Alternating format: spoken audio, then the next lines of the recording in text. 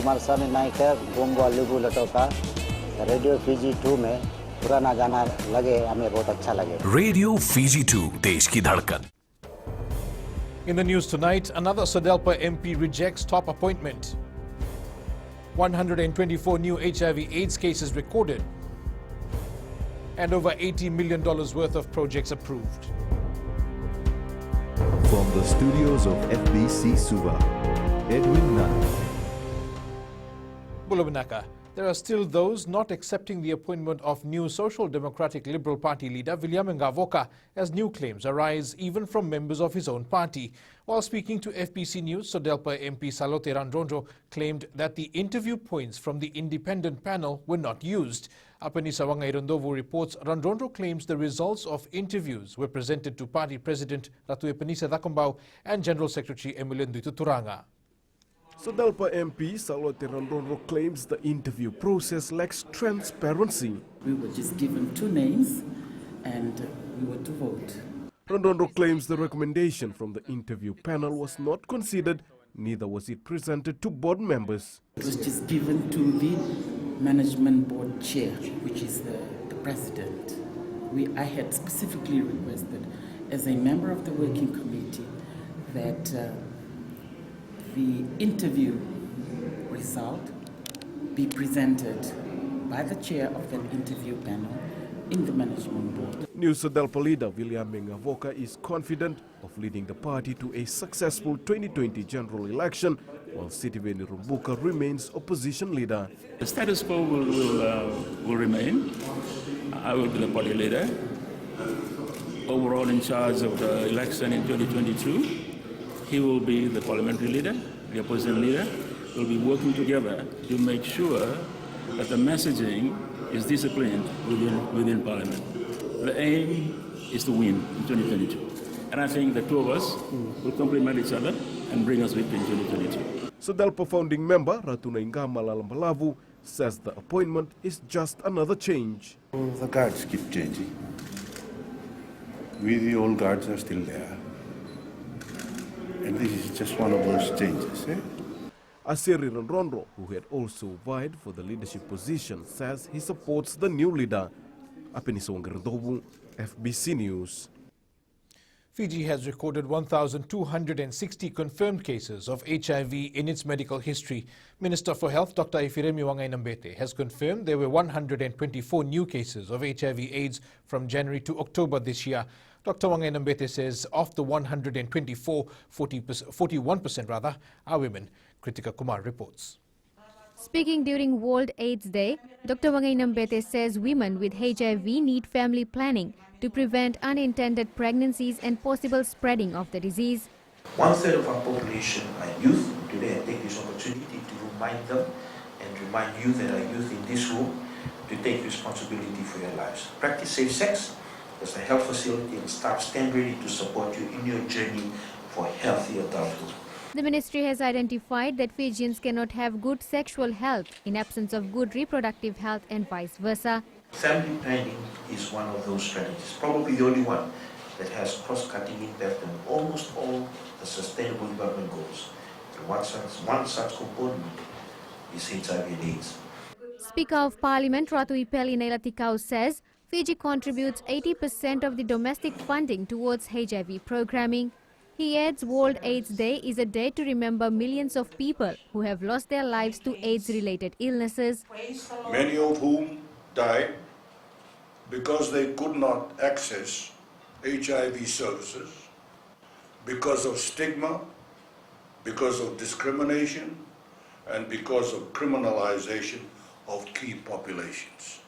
The revised family planning training package for healthcare workers was also launched today to upskill the staff to provide quality services to men and women. Kritika Kumar, FBC News. 10 major development projects worth over $82.6 million have been approved by the Department of Town and Country Planning for October. Local Government Minister Premila Kumar says this represents approvals granted for commercial development and special use projects. Pranita Prakash reports. There has been an increase of $38.1 million in investment for October.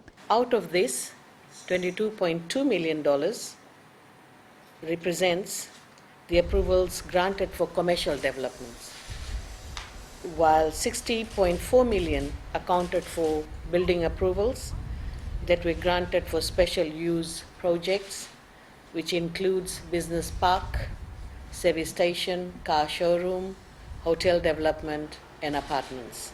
Kumar says these development projects need to be approved promptly. If we don't approve the development project, it means that on the ground, there's nothing happening, isn't it? It's still on the paper. But we want approvals to be given, development work to start on the ground, people employed, and we are moving ahead. You know, that's what we would like to see. The multi-million-dollar projects include business park, storage and distribution center, and commercial complex. We have 3 phases, which we hope to kick off come 2022. Phase 1, we hope to start over phase 1 in 2022. This is an 8-year project, but at the end of the day, what we hope to achieve is to provide more employment opportunities. And the most exciting part about the project for us as part of stage 1 is that this will be home to about 300 employees, but will also mean about 50 to 80 new positions for that area, which will be great for the community at large. The local government is encouraging investors and developers to have pre-lodgement meetings to ensure that the requirements are properly understood so that projects don't get delayed. Pranita Prakash, FBC News. Prime Minister and Chair of the Itoke Land Trust Board, Voreng Bainimarama, has set the record straight about financial transactions and reports of the institution. Opposition MP Nico Nawaikula has made claims through social media that the financial status of the TLTB is in limbo. Speaking on Radio Fiji One's Non the Prime Minister program, Bainimarama said Nawaikula is just making a fool of himself with unverified information. Josiah Nanunga reports. The Prime Minister says they are currently sorting out the financial mess caused by previous TLTB board members and senior officials, including Nico Nawaikula. Nawaikula is just making a mockery of himself. I think those who hold leadership positions during his term of engagement with TLTB were very weak in handling finances. There was a lot of unfair dealing between developers and former officials. The reports were not standardized, outlining land dealings and issuance of the lease, and this almost affected the sugar industry. TLTB is currently facilitating 47,034 lease applications when compared to 33,394 applications received in 2006. Bainimarama adds lease payments are now being made on time. That has resulted in the fair distribution of about $100 million to landowners since 2018.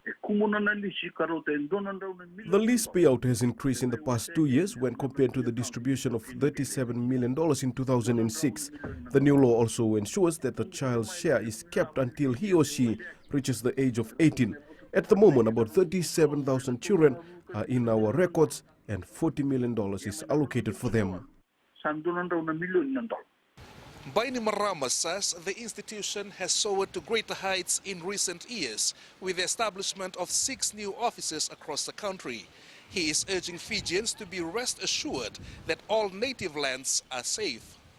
Josiah Nanunga, FBC News. Up ahead, Farid's lawyer to file strikeout application, and campaign aims to save marine resources.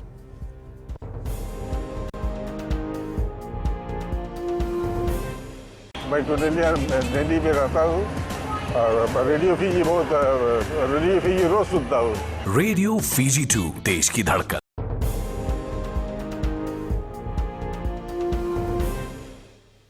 Welcome back. Defense for former Chief Executive of Fijian Holdings Nuzab Farid today said they will file a strikeout application if a witness is absent on the next trial date. The trial of Farid, who resigned after the allegations last year, was supposed to start today. However, the state lawyer informed the court a witness is stuck in South Korea due to COVID-19 travel restrictions. Apani Sawangai Randovu reports Farid faces 3 counts of indecent assault. It is alleged that Farid committed the offences against 2 female employees of the FHL group. The defense lawyer told the court that trial date was set in August and the state failed to make arrangements to bring the witness to Fiji. He adds there were advertised flights since August and yet no arrangements were made. He says the state has been very slow and relaxed about the case. Meanwhile, a notice of motion was filed and served by the state. The state told the court they are not in a position to proceed for trial and they have sought time to make travel arrangements for the witness who is in South Korea. The magistrate then extended for Reed's bail and has also cancelled his monthly reporting date to police. The new trial date has been set for the 15th of March next year. Apeniso Ngerondobu, FBC News. The Fish Smart campaign, running for the next 2 years, is aimed at recouping marine resources that have been declining for the past few years. The Sea Change program manager says most of the fishing communities have raised concerns over the reduced fish population in their Ingolingoli. Koritandulala reports. A survey conducted by the Sea Change organization in collaboration with the 4FJ movement has identified that fishermen are spending more money fishing than the income they generate from it. But a big reason is that our lifestyle has changed. We have more incomes today than we ever did before. Also, our population has increased. So, that means more mouths to feed. And in normal years, more and more visitors are coming to Fiji as well and eating fish as well. Giolele adds fishers from all across the country have stressed the difficulties they face in making a decent catch. Whereas before, they would just go out to, like a shorter distance from the shore to fish and they come home. Now they spend much more money on fuel and even traveling far away to catch fish. Sea Change is working with relevant stakeholders to expand their reach and inform as many Fijians as possible. As part of this, a big area that we're working on is training of trainers with our partners. So since we are a communications NGO, what we are doing is really engaging our partners, getting them to be in the know of what we are all about and what the campaign is all about. The Fish Smart campaign teams under the 4FJ movement will be going around to educate coastal communities on the importance of managing marine resources. Koritandulala, FBC News. Years of sacrifice and hard work is slowly paying off for Ketei villages in Totoya, Lau, as they receive their first payment from a pine harvest. Ketei Development Project Chair Vuetasau Tikoivei says this is a dream come true, as securing local and international markets was a challenge. The pine trees were planted about 50 years ago, and the $2,749 received today will assist in community development. At least 30 houses for our village project. That is our first phase, the village project. And to us, it's also the first time ever that we have a development project. I can say that it comes to reality with using our own resource. Our approach was to involve timber merchants, to which we are thankful to, and they've come on board, and this is really made the story come true in terms of these 40 to 50-year-old pines lying out there in the islands. In an effort to attract business to Nandi, the United Nations will hold a Community Day event at Prince Charles Park. The goal is to execute a high-impact initiative for the people in the Western Division, as tens of thousands continue to struggle amidst the socio-economic impact of the COVID-19 pandemic. Felipe Naikaso with the details. The UN 75 Community Day event is expected to boost economic activity and assist families in the West. What is happening here on the 11th and 12th of December is particularly significant, because it really is about bringing different people together. That's what the United Nations is about, after all. The event will include a cultural culinary exchange, cultural art, storytelling, sports, and an essential service providers booth. It's a special event because it's going to bring together communities that have been impacted by COVID. We want to reach out to people and lift their spirits at a time when, we're really feeling it hard here. We hope that from the exchange and from the exhibitions on show, people will have some takeaways. The Commissioner Western has also applauded the UN for trying to assist Fijians during this pandemic. Certainly, by bringing this event to Nandi, we'll bring some smiles to the face of our communities here in Nandi. At the same time, it will generate some economic activities. The UN team will also be visiting different villages and communities in Nandi, where they will hold Talano sessions in the lead-up to the event. Philip and Ikaso, FBC News. And now to business with Apanisa. Thanks, Edwin. Coming up, new gaming center for Suba. And in growing Fiji, Ashabai Group invests $23 million in new project. Stay with us.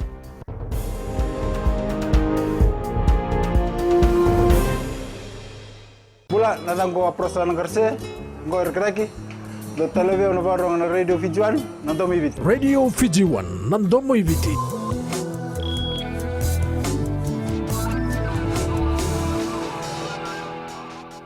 It's all about taking risks for young lawyers Badal Sharma and Shafika Ahmad. Today, they opened a gaming center in Suba, which includes the country's first indoor laser tag arena. Present at the opening, the Minister for Education, Rosie Akbar, commended them for leaving their comfort zone to provide employment for Fijians. Venina Rakautonga reports. Despite challenges setting up equipment and resources, it only took 3 months to build this business. One of the issues was getting the laser tech guns in, but we managed to overcome that. We tried a number of times in a number of ways, and then we got the laser guns. Co-owner Shafika Ahmed says they've had to rethink out of the box and do something to attract customers in these times. I just want to say there will be a lot of obstacles in life, but always stay positive. Always stay positive and have positive mind. That's it. While congratulating the two entrepreneurs, Akbar encouraged young people to be critical thinkers. What we are going through, ladies and gentlemen, is beyond our control. But what is within our control is to find opportunities in this. And this is a classic example of young people rising to the call of the nation, and rather than becoming job seekers, you sort of are job creators. The gaming center features new PS5 gaming consoles, a PlayStation VR set with a gaming chair, along with a laser tag room. Venina Rakautonga, FBC News. U.S. President-elect Joe Biden named several women to his top economic policy team. This including former Federal Reserve Chair Janet Yellen, who, if confirmed, will be the first women Treasury Secretary. Sinifa from HFC Bank joins us now with the latest from the money market. The US dollar started December on a low note, even after closing its worst month since July. Giving the dollar a tiny boost was the expectation of more monetary easing from the US Federal Reserve. Major attention will be given to the Fed Chair Powell's testimony and the early month manufacturing data from the US to be published later tonight. Meanwhile, the Aussie dollar has failed to rise on back of strong China data. The escalating tension between China and Australia looked to be capping gains. China's manufacturing PMI rose in November, showing a rebound for the world's second-largest economy after the pandemic slowdown earlier this year. The Reserve Bank of Australia will announce the outcome of its final policy meeting later tonight, although traders expect no changes and few surprises. Also due tonight are the European inflation figures and US manufacturing data. It will be interesting to see how all this will affect our Fiji dollar tomorrow. That's all for now. From HFC Bank, Vinaka. Here are the local exchange rates as at early this morning. The Fiji dollar was pegged higher against the Aussie dollar, PNG Kina and Japanese yen, but lost ground versus the Chinese yuan, US dollar, Kiwi dollar and the euro. Prices on the commodities market were mixed. Oil prices held fairly steady at around $45 a barrel. Gold rose to $1,786 per ounce, and silver closed up at $22.93 per ounce.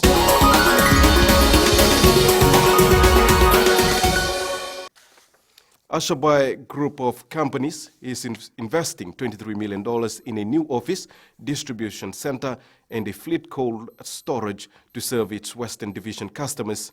The new investment at Voi Voi subdivision in Nandi is expected to create around 80 new jobs. The company says the economic activity resulting from this facility during the construction phase and thereafter will benefit the local community. With the advent of current incentive policies legislated by the government and the need for investment for the economy, the company has confidence in the country's growth prospects.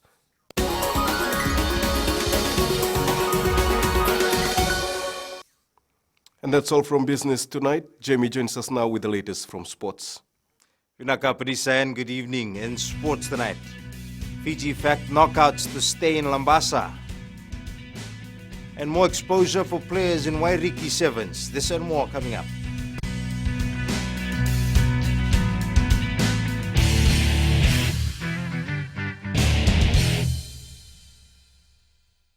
हमारे सामने नायक है bongo लिबू लटो का radio Fiji 2 में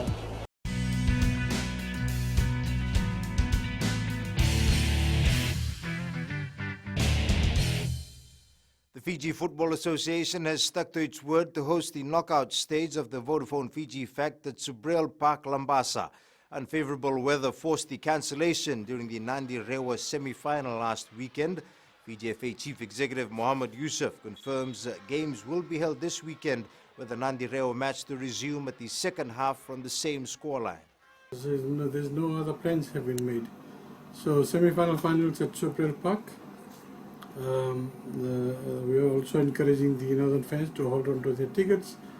Everybody who has had a purchased a ticket will be allowed inside to go and witness the two semi-finals. And of course Sunday the 3rd and 4th and the final match will also be played at Subrel Park. So in that regards, nothing has changed.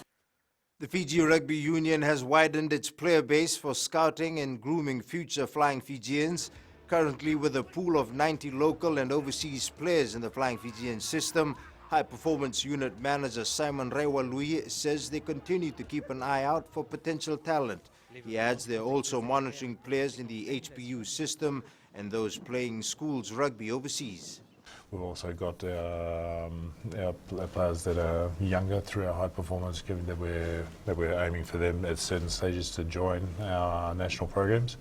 And also we've got a number of schoolboys playing in either New Zealand and Australia, so just really databasing them and keeping an eye on them, and also looking to track them into our national programs as well. The people of Taveuni can expect to witness some of the best sevens rugby ever seen on the island during this weekend's Fiji Beta Wairiki Sevens.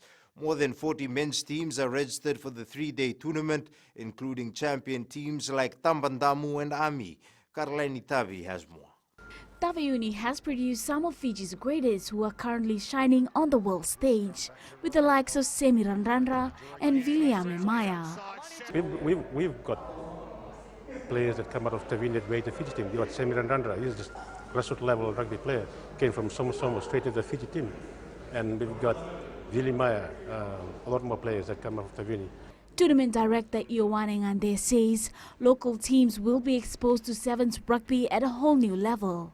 Because that's one of the reasons we organize the tournaments, trying to bring the big teams to Taveuni and showcase their talents to the people of Taveuni, which they don't have chances to travel to the main island to watch their games. It's watch them on TVs. So this is a good chance for people to mingle with the known players, the national players. Fiji national men's sevens head coach Gareth Baber is scouting for players to join his training squad at tournaments like the Wairiki Sevens. Are from Skipper. There's one or two that have played in domestic sevens competitions, notably they who has been playing for Damo Damo. They've been going very well, and you know, I'm still looking at all the tournaments that we play over the coming months for any other potential players that can show that level of consistency in sevens format. The tournament begins on Thursday and ends Saturday at the Wairiki grounds. Karlini Tavi, FBC Sports. The hosts of the 11th Combat Uluinakau Sevens have made their intentions clear heading into the tournament. The Uluinakau Sevens team itself wants nothing less than to claim the tournament title they last won in 2015. Tale Materakula reports. Years of being stripped of the honors in the tournament named after them has generated a strong determination for the Uluinakau Sevens team this time. Our aim is just to win a tournament. Back in those 7 years, we never won a tournament, so our main aim and our main target is here.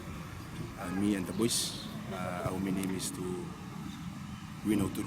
The team has had to rebuild year in and year out despite players leaving for greener pastures. From the past years, we never make those good combination because the players comes and goes some are in overseas contract, some are playing in other clubs. Yeah, so that's why we hardly find any combination through the past years. But for this year, we are much ready and we are much confident. At the moment, the team is confirmed to compete against 18 teams in the men's category. FBC men's competition, we have so far we have 19 teams confirmed and paid in their registration, meaning we only have 13 teams, 13 spots left for teams to register. The Uluina Cow Sevens will be held at Ratudakbo Park in Nosori from next Friday to Sunday. Tali Materkula, FBC Sports. One of Fiji's top female boxers, Wilisi Kolitapa, has traded her athletic talent to become a trainer for the Fiji Amateur Boxing Association. A middleweight boxer herself, the mother of 5, believes there is a great need for more development in the sport. This belief has driven Kolitapa to lead a group of children aged 8 to 14 under the Fiji Amateur Boxing Program that focuses on proper boxing fundamentals and techniques. In here, coaches will be teaching children the fundamentals of boxing and the skills and the techniques which need to be done. Because mostly when we go overseas, we lack on that, especially the basic skills. We are more into what we see rather than what we learn. The death of Argentinian football legend Diego Maradona has highlighted the almost cult-like adoration that grew with the player nicknamed El Dios, which is Spanish for the God. For some die-hard fans, Maradona has left an indelible mark, literally. That's it from sports tonight. Coming up in new media, UK slaps ban on Huawei. This and more after the break.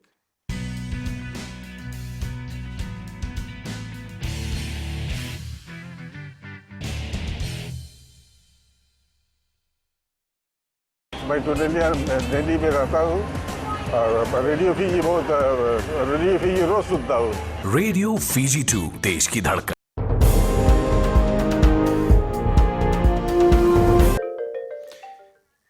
And Kritika is here with today's weather.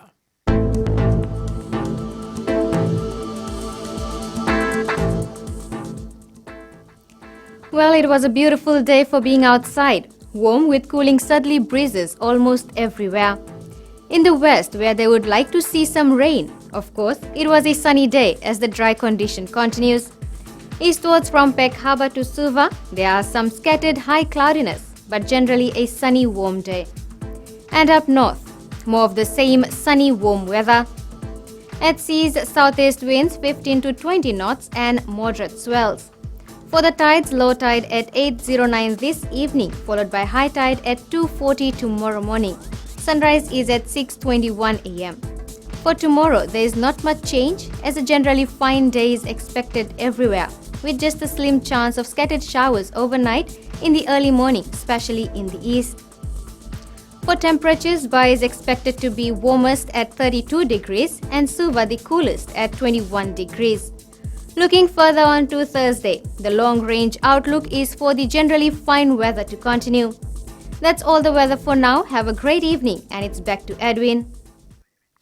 And in Fijian Pulse tonight we ask, is it starting to feel like the festive season as we are now into December?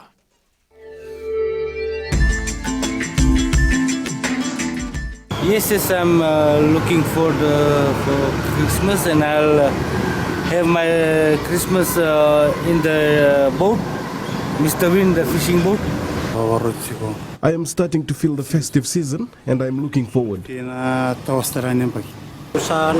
Although the pandemic has impacted us, we still have to be careful while celebrating during this season. Yes, I'm looking forward to this very wonderful festive season because it's the only best time we spend it with our family. Recapping the main stories, another Sodelpa MP rejects top appointment, 124 new HIV/AIDS cases recorded, and over $80 million worth of projects approved. For these stories and others, you can tune in daily to our sister radio station Gold FM. And to our poll question, this week we are asking, should Viliamenga Voka be given the position of opposition leader? Visit our FBC website to answer. And on to today's shot of the day, a perfect setting for an afternoon walk at the Nasese seawall taken by Tevita Ndakuyao. You can send us newsworthy pictures and videos on email fbcnews@fbc.com.fj or share it with us via our Facebook page FBC News. You can also follow and tweet @FBC News or #FBC News. And that's your news for tonight. Until tomorrow, Modemanda.